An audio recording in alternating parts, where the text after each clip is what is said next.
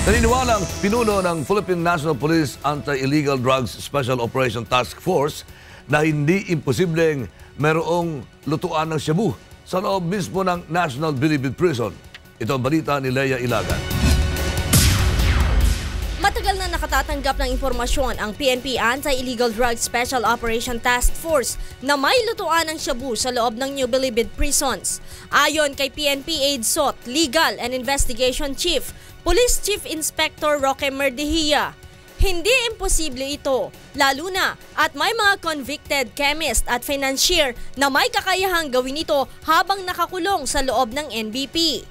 Gayunman, malabo naman umanong lumawak ang operasyon nito. May bulong-bulungan pero kung malaking laboratory medyo may kahirapan sa loob. Talagang medyo mahirap. Pero posibleng mangyari dahil may convicted na chemist, di ba? Nandun yung mga chemist.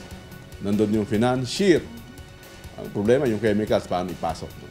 Maging ang Department of Justice na unang nagsabi na talamak pa rin ang drug operation sa loob ng bilangguan ay hindi kumbinsidong maaaring makapagtayo ng shabu laboratory sa loob ng kulungan.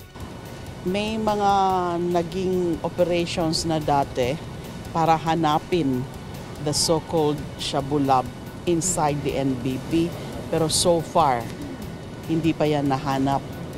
Since palaging nagkakaroon ng ganyang information sa amin every now and then, nakakarating yung ganong information sa akin. Every time I receive that information, pinapahanap ko yun. And that's why nagpatulong na rin nga ako sa NBI, sa PIDEA, and even PNP, as well as ISAF. Tulungan kami dyan, at least in terms of intel work.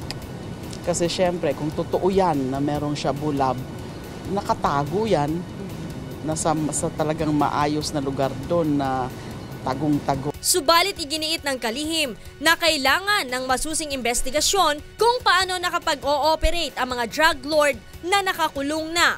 Una nang ibinulgar ni dating PIDEA Chief at NBP Director Dionisio Santiago na may lutuan ng shabu sa loob ng Muntinlupa, ngunit aminado itong mahirap silang sugpuin. Leia Ilagan, UNTV News, Worldwide.